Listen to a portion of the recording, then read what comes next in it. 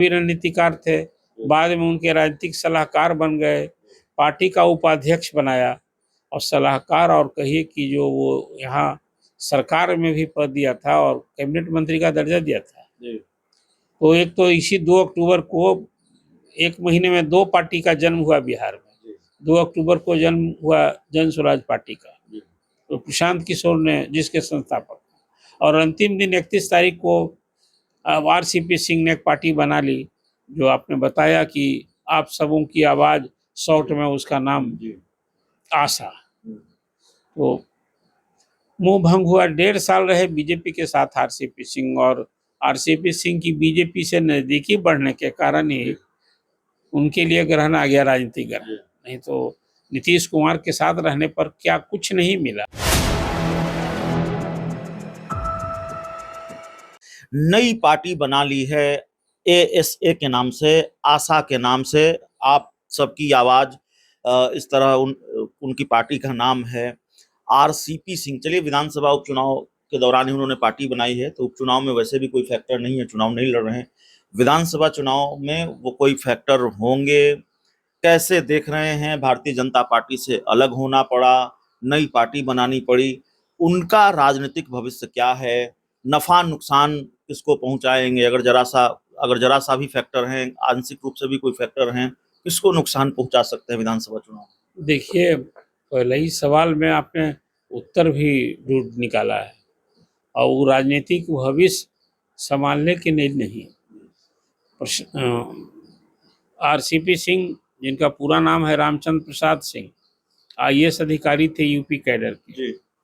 ये नीतीश कुमार के लिए विडंबना है कि उनके 2 करीबी, उनके जो लोग चुनते हैं, जिनको गले लगाते हैं, माथा चढ़ाते हैं, उसमें उनके 2 करीबी, एक प्रशांत किशोर जो चुनावी रणनीतिकार थे, बाद में उनके राजनीतिक सलाहकार बन गए, पार्टी का उपाध्यक्ष बनाया और सलाहकार, और कहिए कि जो वो यहाँ सरकार में भी पद दिया था और कैबिनेट मंत्री का दर्जा दिया था। तो एक तो इसी 2 अक्टूबर को एक महीने में 2 पार्टी का जन्म हुआ बिहार में। 2 अक्टूबर को जन्म हुआ जन स्वराज पार्टी का, तो प्रशांत किशोर ने, जिसके संस्थापक, और अंतिम दिन 31 तारीख को आरसीपी सिंह ने एक पार्टी बना ली, जो आपने बताया कि आप सबों की आवाज, शॉर्ट में उसका नाम आशा। तो मुंह भंग हुआ। 1.5 साल रहे बीजेपी के साथ आरसीपी सिंह, और आरसीपी सिंह की बीजेपी से नजदीकी बढ़ने के कारण ही उनके लिए ग्रहण आ गया, राजनीतिक ग्रहण। नहीं तो नीतीश कुमार के साथ रहने पर क्या कुछ नहीं मिला। एक नौकरशाह राजनेता बन गया, नौकरशाह राज्यसभा में मेंबर बने, फिर इसके बाद जदयू के अध्यक्ष भी बने, केंद्रीय मंत्री बने, और इसके बाद जब भाजपा के साथ हुए तो लोकसभा के चुनाव में चर्चा आपने की थी। हमारे पूर्व पीएम के दर्शक इससे वाकिफ होंगे कि तब भी हमने कहा था कि भाई लोकसभा के चुनाव में कहाँ है आरसीपी से, कहीं चर्चा नहीं, कोई पूछ नहीं। पहले तो था कि नालंदा से चुनाव भी लड़ाए जा सकते हैं, लेकिन उनके लिए जनवरी महीने में जो नीतीश कुमार आ गए इसी पाले में, एनडीए में बीजेपी के साथ 17 महीने के बाद दोस्ती हो गई। तो आप जब नीतीश ही आ गए तो आरसीपी की क्या दरकार? आरसीपी सिंह रहने वाले हैं नालंदा जिला के, नीतीश कुमार के स्वजातीय हैं। अपनी जो पार्टी उन्होंने बनाई है वो अब अपने वजूद को दिखाने के लिए बनाया है। कोई भविष्य जिसको आप कहिए ना, अभी तो साल भर चुनाव में हो, क्या करेंगे? वो घर बैठे रहे या लोकसभा के चुनाव में दिखा कहीं? देखिए, वो जिस पार्टी में थे वो पार्टी का नाम है जदयू, माने नीतीश कुमार। Nitish Kumar minus JDU is 0। उसमें कोई दूसरे नेता नहीं है जिनमें पार्टी चलाने की भी कोई वो हैसियत है, और चलाएंगे तो कोई विश्वसनीयता है। अब आरसीपी सिंह की छाया, काया, माया, आप जो कहेंगे, वो तो सब कुछ नीतीश की बदौलत था।